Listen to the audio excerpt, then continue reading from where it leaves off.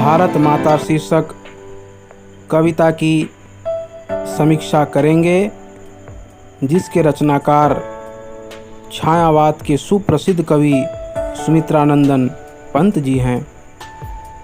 भारत माता शीर्षक कविता के रचनाकार सुमित्रानंदन पंत जी, इन्हें प्रकृति का सुकुमार कवि भी कहा जाता है, क्योंकि इनकी अधिकांश रचनाओं में प्रकृति वर्णन की प्रधानता विशेष रूप में रही है, जिसमें कवि ने प्रकृति को मानव रूप में देखा है तथा मानवीय क्रियाओं के आधार पर अपनी रचनाओं में चित्रित किया है।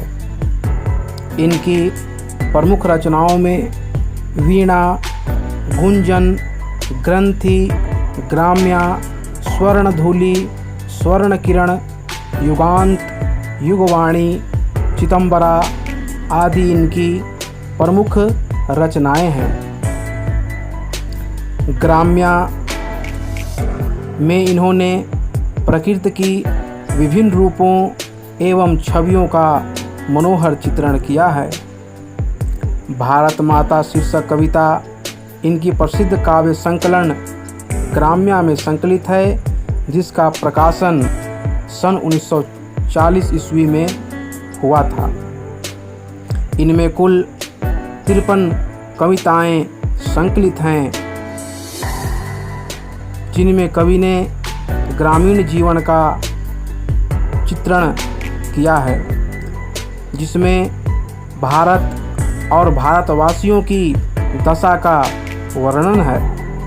दूसरे शब्दों में कहा जा सकता है कि पंत जी ने इस कविता में स्वतंत्रता से पूर्व के ग्रामीण भारत के परिवेश को चित्रित किया है। चूँकि भारतीय अपने देश अर्थात भारत को माता की संज्ञा देते हुए भारत माता कहकर संबोधित करते हैं, पंत जी ने इस कविता में बताया है कि गांव में रहने वाली भारत माता की दशा क्या है।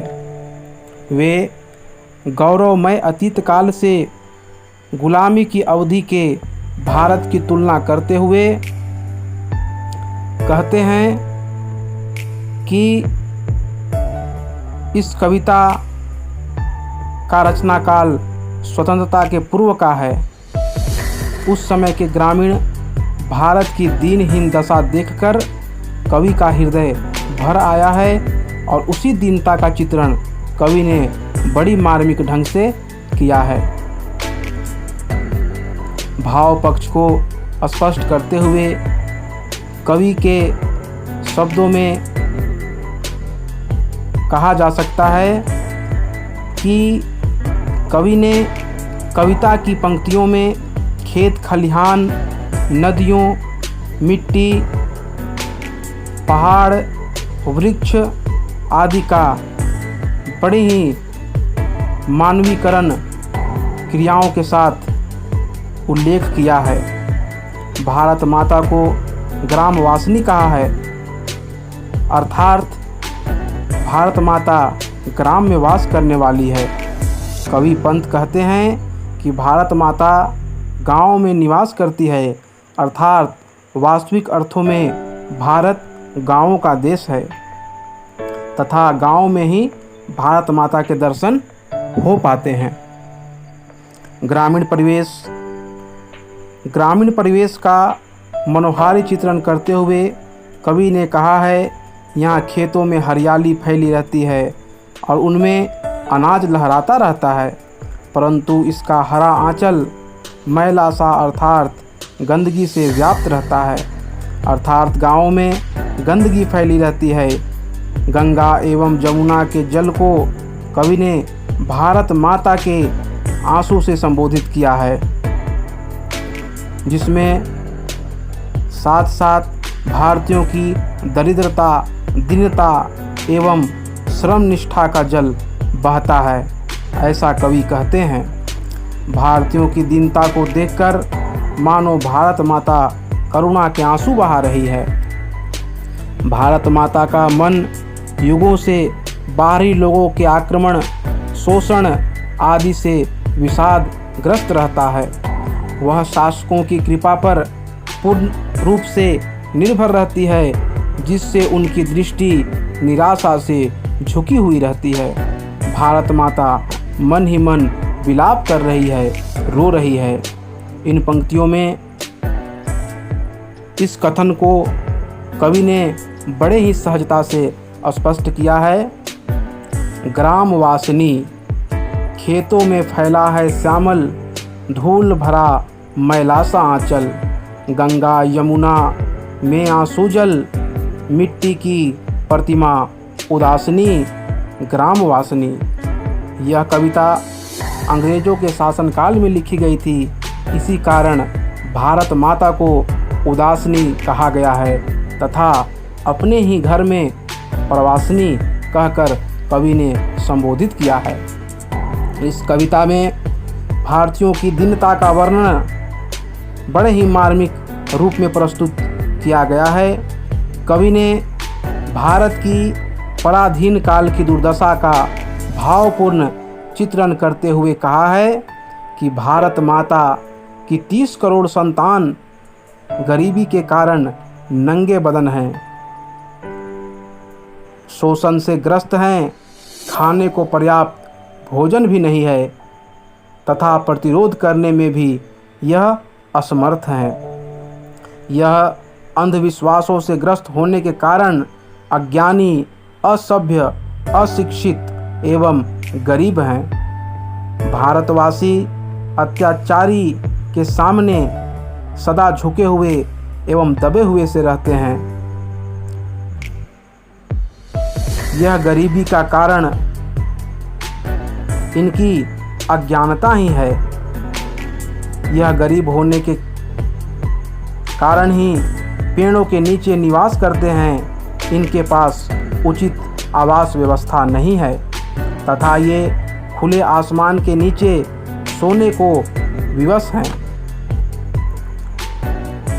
भारत भूमि पर सोने के समान मूल्यवान धान उगता है, फिर भी आम भारतीय नागरिक शोषकों का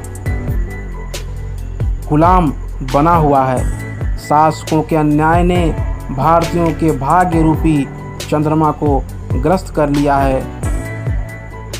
इन कुछ पंक्तियों में कवि ने इसका चित्रण बड़े ही सहज ढंग से किया है। 30 कोटि संतान नग्न तन, नतमस्तक तरु जल निवासिनी, राहु ग्रसित शारदेन्दु हासिनी, ग्रामवासिनी।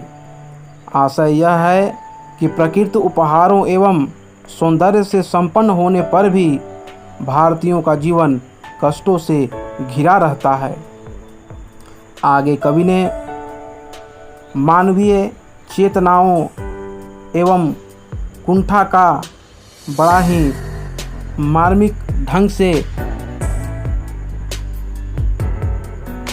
वर्णन करते हुए लिखते हैं कि पंत जी कहते हैं, भारत माता की चिंता एवं संवेदना का वर्णन करते हुए शोषकों एवं शासकों से भारत माता की चिंताग्रस्त दशा का वर्णन किया है और कहते हैं कि भारत माता के नेत्र झुके हुए हैं, भारत माता के मुख की शोभा छायाग्रस्त है, पूरे से ग्रस्त चंद्रमा के समान एकदम धूमिल है। कवि अतीव व्यथित स्वर में कहते हैं कि भारत ने ही संसार को सर्वप्रथम ज्ञान दिया, परंतु आज वह ज्ञानी भारत अज्ञानी सा दिखता है। भारत माता ने गीता का प्रकाश फैलाया था, परंतु आज इस ज्ञान साधना की पुण्य भूमि एवं गीता की जन्मभूमि भारत अंधानुकरण से ग्रस्त है। आज उसकी ज्ञान चेतना कुंठित हो रही है। इतना होने पर भी आज भारत का तप संयम सफल हो रहा है, उसमें नवीन आशा का संचार हो रहा है। अब भारत माता अहिंसा रूपी प्राणदायक दूध पिला रही है, जो अमृत के समान जनता के भय को दूर करने वाला है और संसार की अज्ञानता को समाप्त करने वाला है तथा नई आशा को संबल देने वाला यह संसार को आत्मबल दे रहा है। कवि ने कविता की अंतिम पंक्तियों में इसकी बड़े ही सहज चित्रण किया है।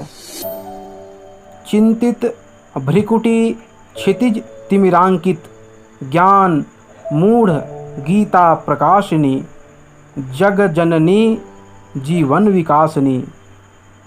अब भारत विश्व की माता या लोक माता बन रही है तथा जीवन का संपूर्ण विकास करने का सही मार्ग बतला रही है। विशेष रूप में हम देखते हैं कि कवि पंत जी ने भारत माता शीर्षक कविता में ग्राम वासनी के माध्यम से भारत की वास्तविक प्रस्तुतिकरण किया है, जिसमें पराधीन भारत के चित्रण के साथ साथ आशापूर्ण ढंग से स्वाधीन भारत का भी चित्रण कवि ने किया है। भारत की महिमा का बखान करते हुए कवि भारतीयों के मन में नव चेतना का संचार करने का सफल प्रयास किया है। इस कविता की काव्यगत पक्ष पर दृष्टि डालने पर देखा जा सकता है कि कला एवं शिल्पगत विशेषताओं की दृष्टि से कवि पंत ने इस कविता में प्राण डाल दिए हैं, जिसे निम्न बिंदुओं में देखा जा सकता है। काव्य में भाषा तत्सम प्रधान, भावाभिव्यक्ति, प्रखर नवीन प्रतीक एवं उपमान विधान के साथ मुक्त छंद का प्रयोग हुआ है। अनुप्रास, रूपक, उपमा, परिकर, समासोक्ति एवं मानवीकरण अलंकार की प्रस्तुतिकरण कवि ने बड़े सहज ढंग से किया है। कवि का राष्ट्र प्रेम, प्रगतिवादी दृष्टिकोण एवं आध्यात्मवादी दृष्टिकोण से कविता में विशिष्टता देखी जा सकती है। कविता में करुण रस, श्रृंगार रस के साथ साथ माधुर्य एवं प्रसाद गुण की भी अभिव्यक्ति हुई है। मानवीयकरण का प्रयोग कर कवि पंत ने भारत को सही अर्थों में भारत माता प्रमाणित किया है। निष्कर्षतः यह कहा जा सकता है कि कवि पंत ने ग्राम वासनी के माध्यम से भारत की वास्तविक झांकी प्रस्तुत की है, जिसमें भारत माता के सभी रूपों को यथार्थ रूप में चित्रित किया गया है। अतः हम कह सकते हैं कि कवि पंत वास्तविक अर्थों में प्रकृति के सुकुमार कवि हैं। धन्यवाद।